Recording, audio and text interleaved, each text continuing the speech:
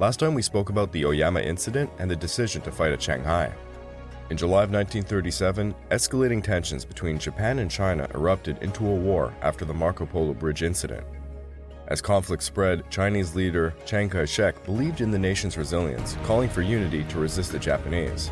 A pivotal moment occurred on August 9th at Hongqiao Airport, where a violent confrontation left several Japanese soldiers dead.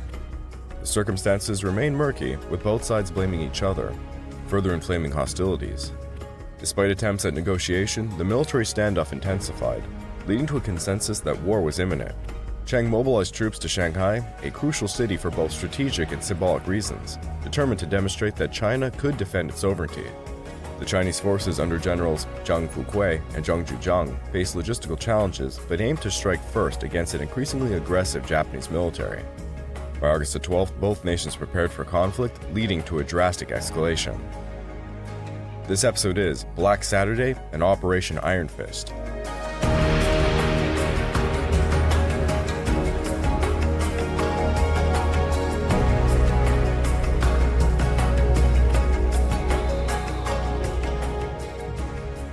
Welcome back to the Fall and Rise of China podcast. I'm your dutiful host, Craig Watson.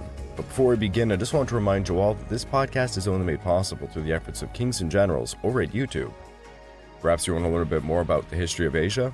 Kings and Generals has an assortment of episodes on the history of Asia and so much more, so go give them a look over at YouTube.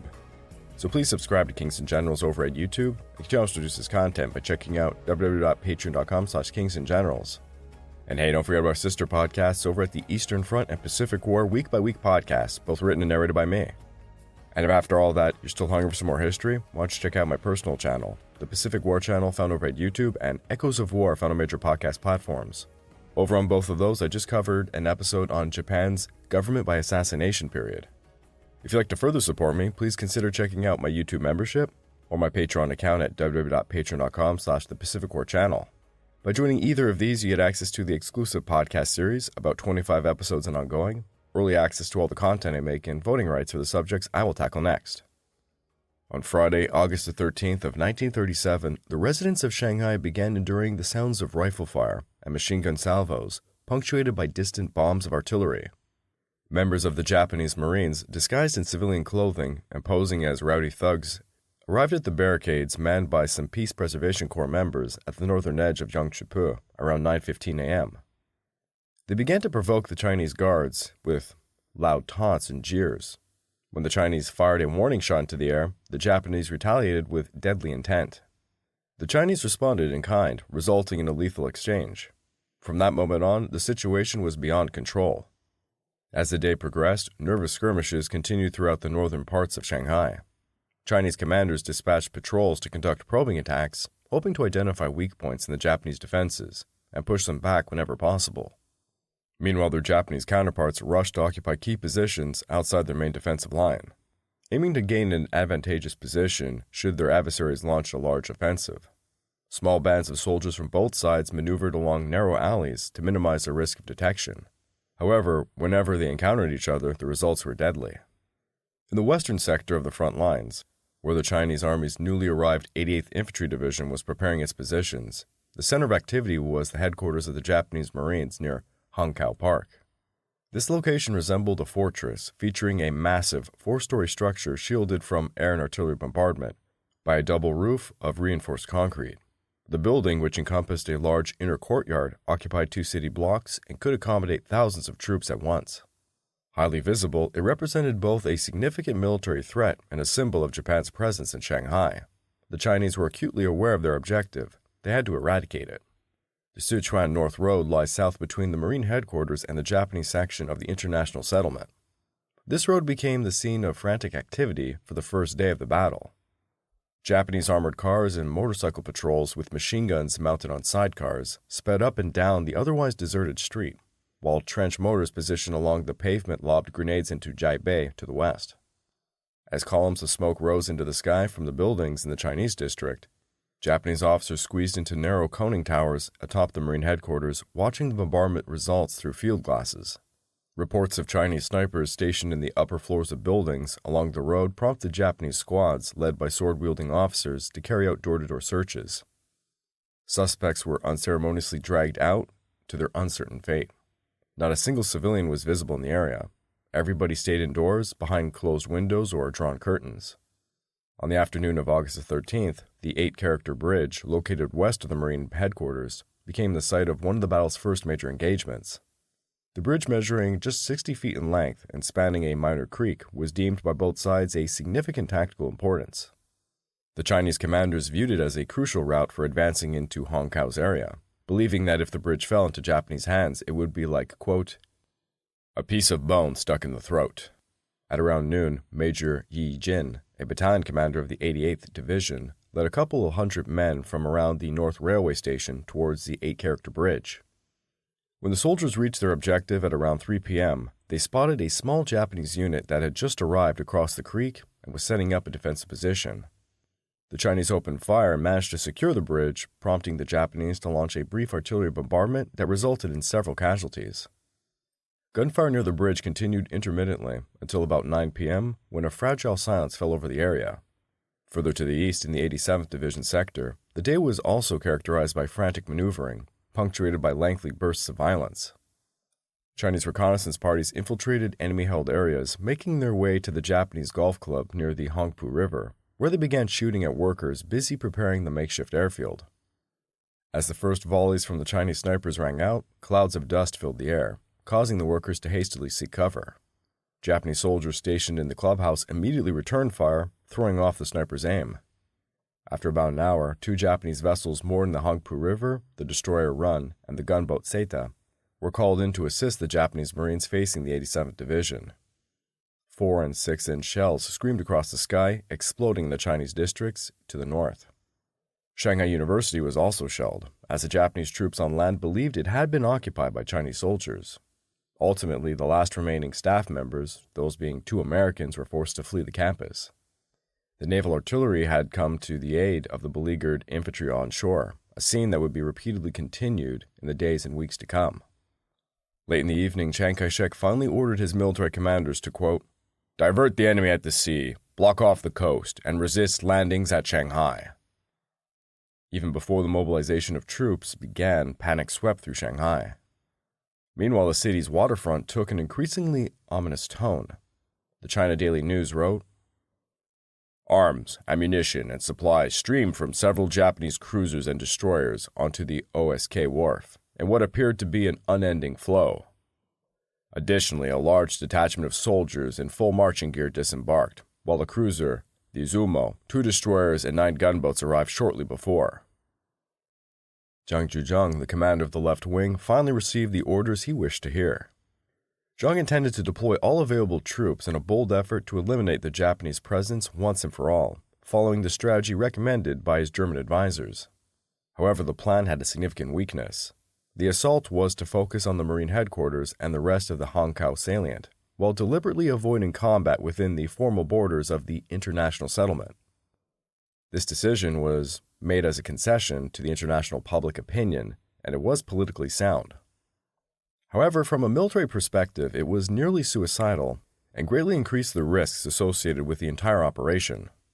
The Hong Kong area represented the most heavily fortified position along the entire front. The Marine headquarters was at the center of a dense network of heavy machine gun positions, protected by barbed wire, concrete emplacements, and walls of sandbags. On Saturday of August 14th, the Nationalist Military Command decided to target one of the most significant Japanese naval assets in Shanghai, the Izumo, anchored with support ships off the Hongpu River in the city center. Shortly before 11 a.m., 5 Chinese aircraft appeared over the rooftops, flying towards the river and the Japanese vessels. The aircraft released their bombs, but all missed their target, with several detonating on the wharves, demolishing buildings, and sending shrapnel flying through the air. In response, the Japanese battleships unleashed a massive barrage, further endangering those unfortunate enough to live or work in the area, as shell fragments rained down with deadly force. At 11:20 a.m., another Chinese air raid occurred, this time involving 3 aircraft, once again targeting the Izumo. However, for 2 pilots, something went horribly wrong. From one of the 4 monoplanes, 4 aerial torpedoes were seen to drop as they passed over the Bund, far from their intended target. 2 others fell on Nanjing Road. Either the pilots misjudged the target or there was a malfunction with the release mechanism. Regardless of the cause, the bombs landed in one of the city's busiest civilian areas, where thousands were walking, shopping, and enjoying a hot August Saturday. At 4:46 p.m., the Public Health Department's work diary noted this: Palace Hotel hit. Many injured and dead in the street. Nanjing Road opposite Cathay Hotel. A reporter at the scene vividly captured the horror. A bomb arced through the air, struck the Palace Hotel with a glancing blow, and unleashed undescribable carnage. As the high explosive fumes slowly lifted, a scene of dreadful death emerged. Flames from a blazing car danced over distorted bodies. Bodies wrapped in coolie cloth lay in shapeless heaps in the entrances to the main doorways and the arcades of the palace and the Cathay hotels, their heads, legs, and arms separated from smashed masses of flesh. The corpse of a Chinese policeman lay dead in his tracks, shrapnel lodged into his head, and a disemboweled child was nearby. To make matters worse, another pilot mistakenly released his bomb over Avenue Edward VII, another major shopping street. When the numbers were finally tallied, over 1,000 people, both Chinese and foreign, had been killed. The bomb struck the international settlement, a zone that was politically neutral and presumed safe. Hundreds of civilians were killed, culminating in what many would refer to as Black Saturday or Bloody Saturday. By the time these tragedies unfolded, the Battle of Shanghai had already entered its second day. Zhang Zhuzhang's men prepared their positions for most of the day, then launched their attack late in the afternoon. Intense fighting erupted in the few hours before sunset, and it quickly became clear that the 88th Division was encountering resistance that was tougher than they expected. In addition to the direct fire from entrenched Japanese positions, the attackers were bombarded by the Third Fleet's powerful artillery, which was awe-inspiring even when employed only with a fraction of its total strength, about 700 pieces. However, the Chinese infantry lacked proper training in the use of heavy weaponry, certainly against such fortified enemy positions.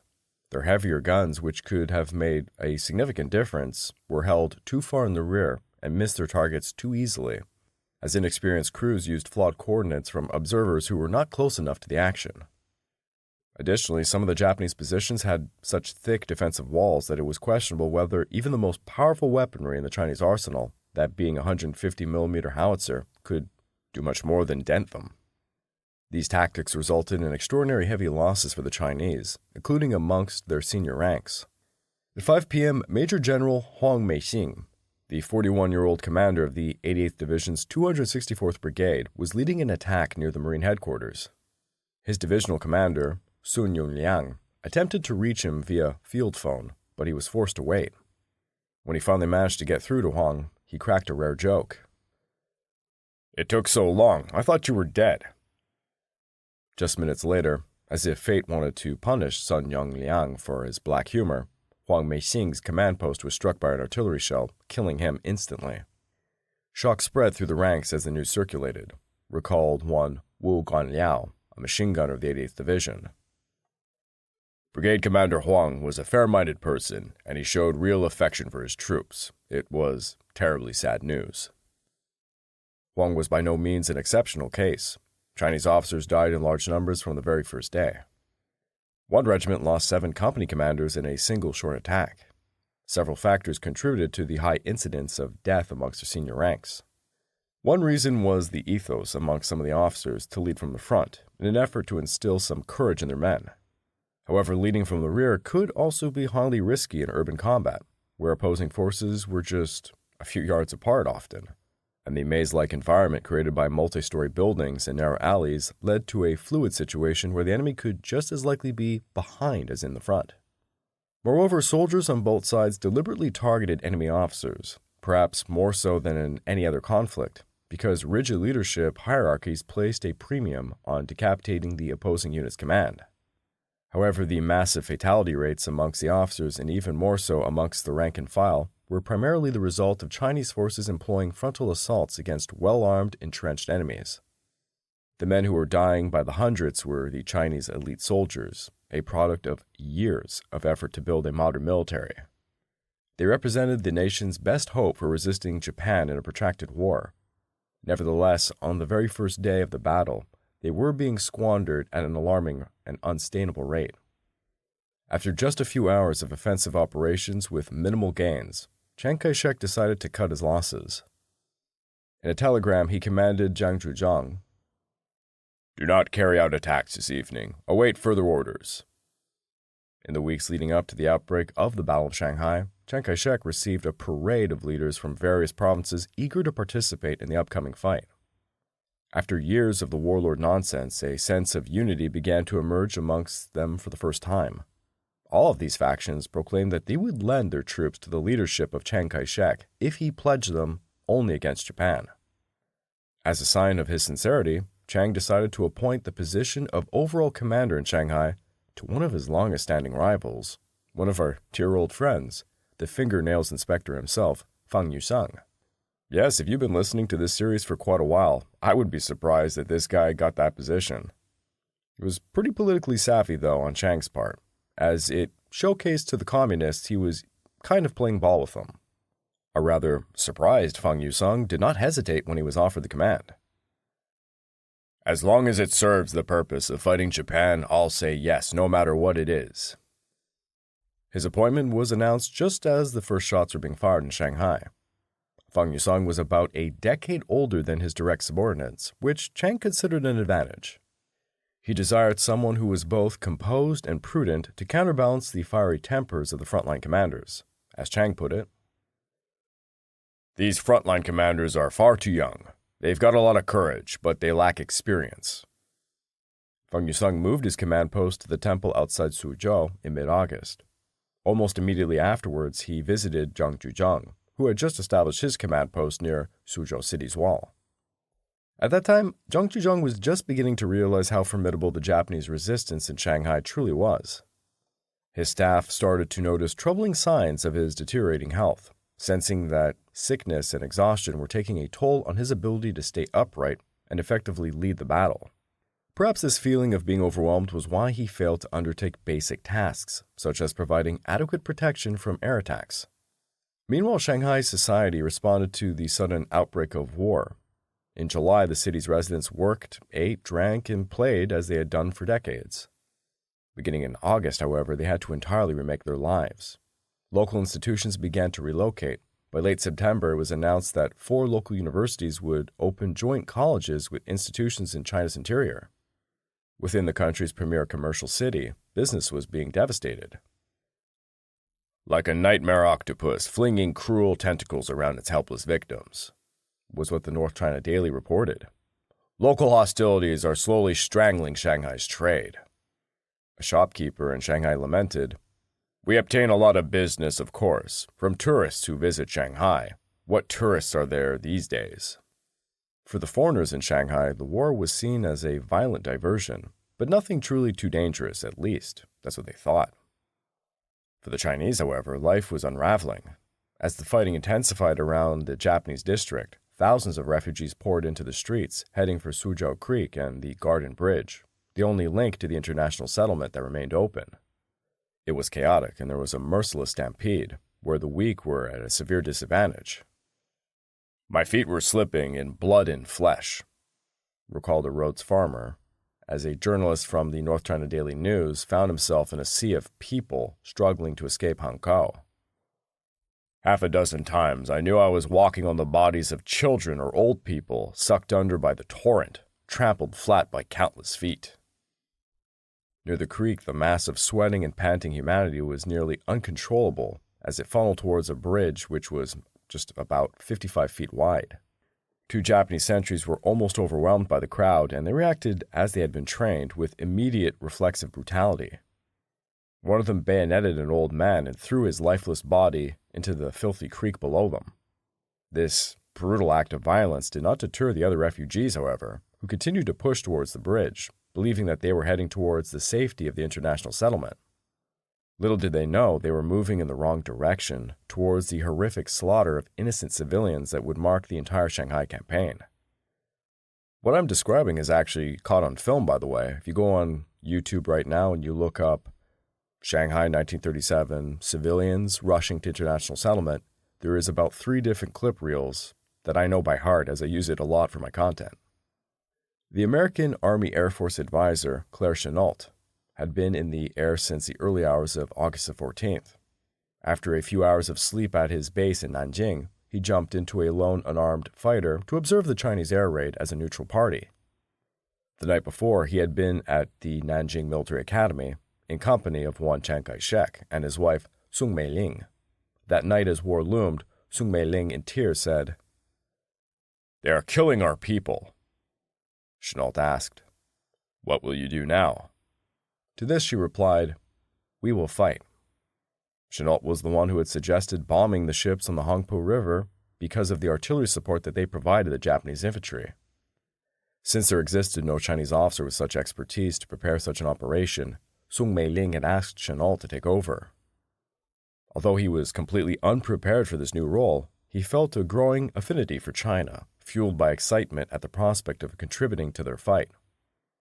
Eleanor B. Roosevelt, yes, the wife of U.S. President Franklin D. Roosevelt, was in Shanghai at the time of the bombing, and she was horrified by the loss of the innocent life.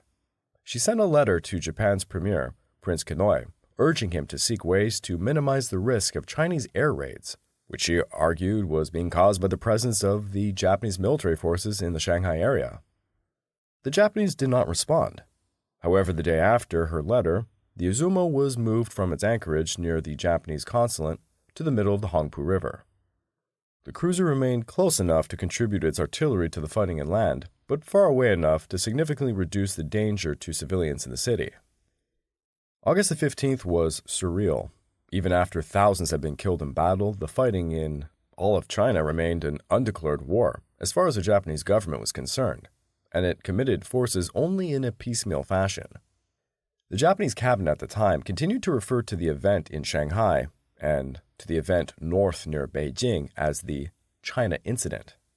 However, euphemisms were not enough to disguise the reality that Shanghai was becoming a significant problem. In the early hours of the 15th, a Japanese cabinet meeting decided to send army reinforcements to the hard-pressed Marines in Shanghai, leading to the deployment of the 3rd and 11th Divisions.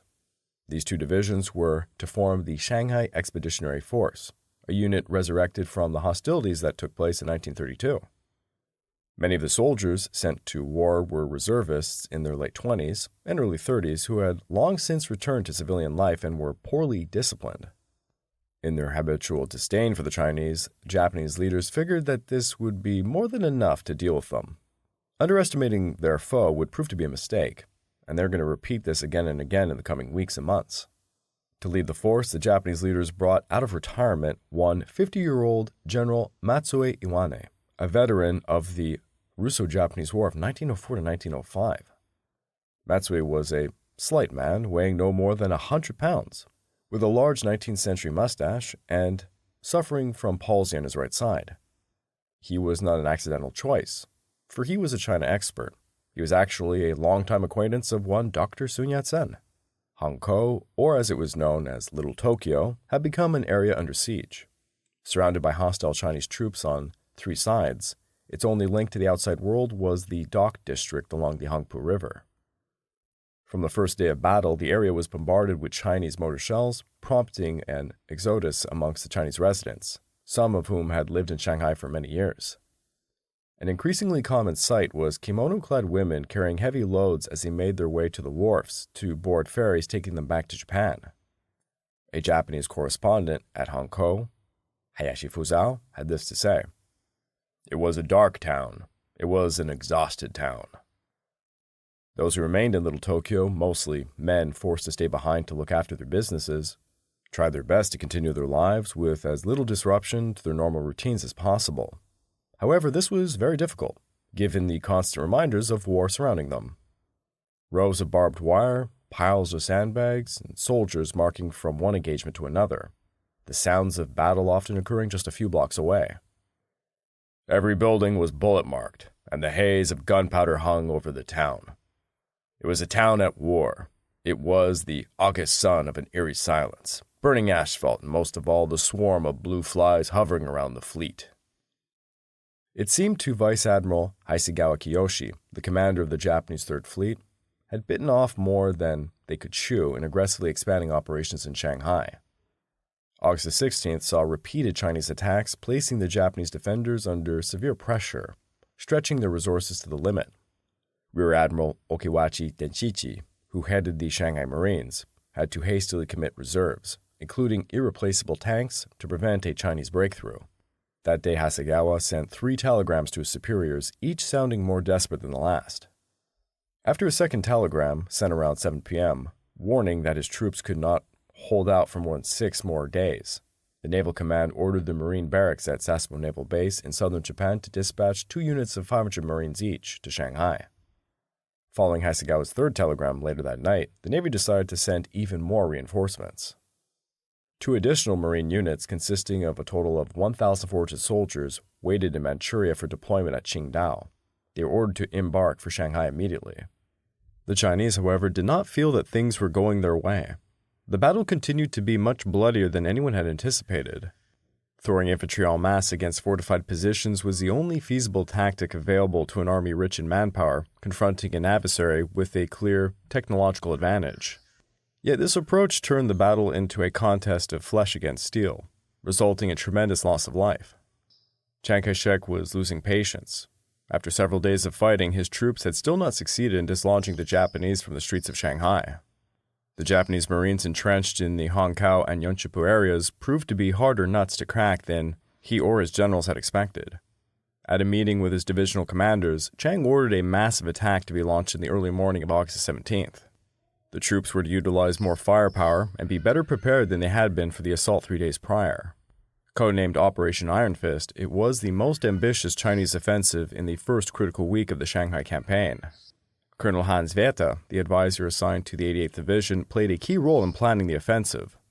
He aimed to employ Stoßtrupp, or stormtrooper shock troop tactics that the Germans had effectively used during the Great War.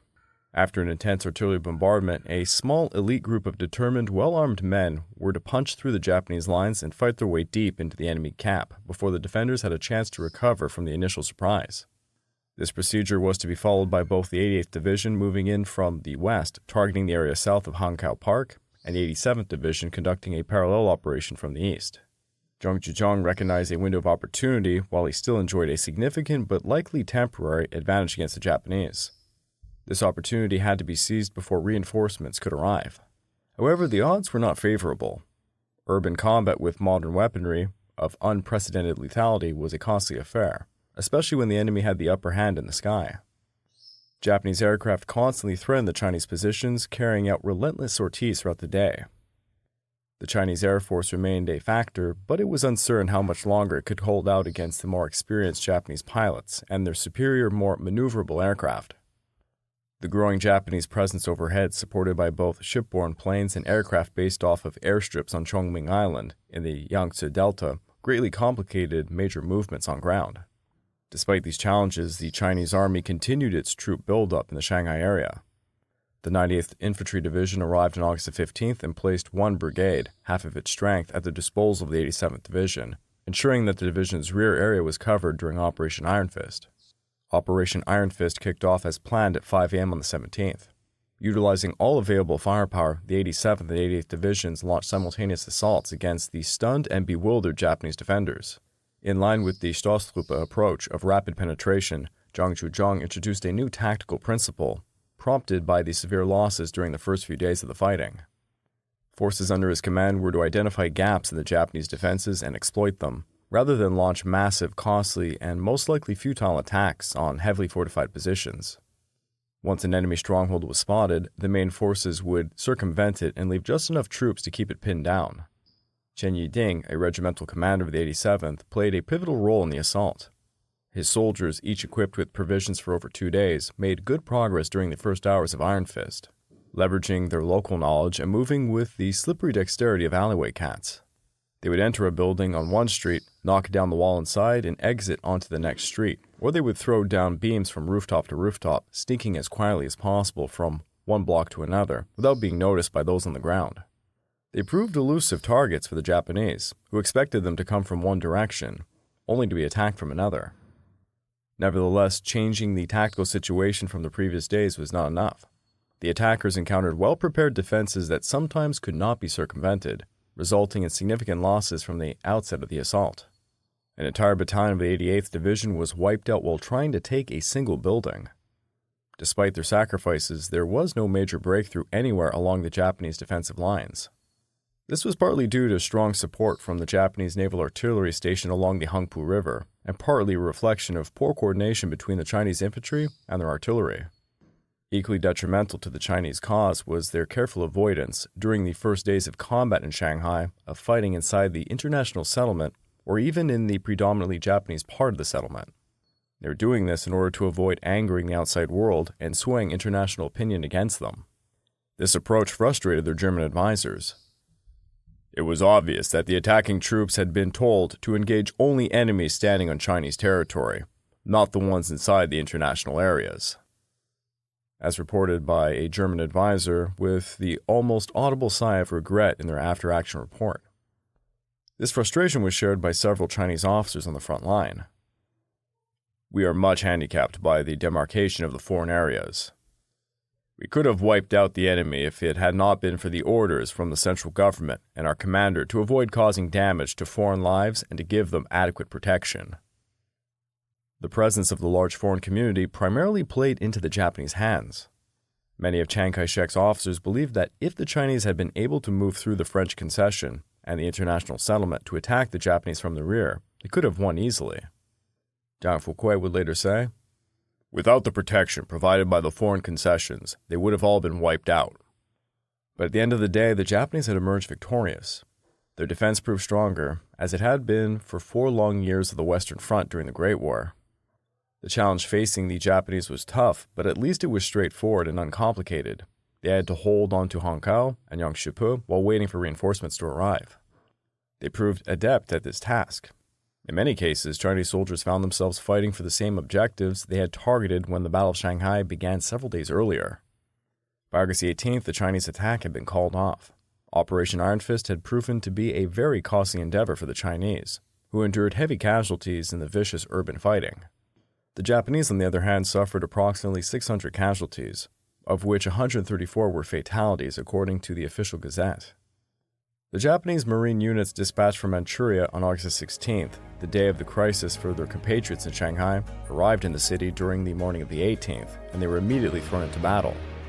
A few hours later, the Japanese cabinet announced the formal end of its policy of non-expansion in China, which by that time had already been a hollow shell for several weeks. In their words, "The empire, having reached the limit of its patience, has been forced to take resolute measures. Henceforth, it will punish the outrages of the Chinese army, thereby spurring the Chinese government to some self-reflection." I would like to take this time to remind all of you that this podcast is only made possible through the efforts of Kings and Generals over at YouTube. Please go subscribe to Kings and Generals over at YouTube. You can help produce this content by checking out www.patreon.com/kingsandgenerals. And hey, don't forget about our sister podcast over at the Pacific War and Eastern Front Week by Week podcast, written and narrated by me. And if after all that you're still hungry for some more history, why don't you check out my personal channel, the Pacific War channel over at YouTube, and Echoes of War found on major podcast platforms. If you'd like to further support me, please consider checking out my YouTube membership or my Patreon account at www.patreon.com/thepacificwarchannel. By joining either of these, you get access to the exclusive podcast series, over 26 episodes and ongoing, early access to all the content I make, and voting rights for the subjects I will tackle next. On August the 13th, Japanese Marines disguised as civilians provoked Chinese guards, leading to mutual gunfire. Their fierce urban fighting escalated, especially at the strategically vital 8-character bridge. Despite determined Chinese assaults, heavy losses ensued as they struggled against well-fortified Japanese positions. As artillery and airstrikes rained down, civilian casualties soared, culminating in the infamous Black Saturday, followed by the failed Operation Iron Fist.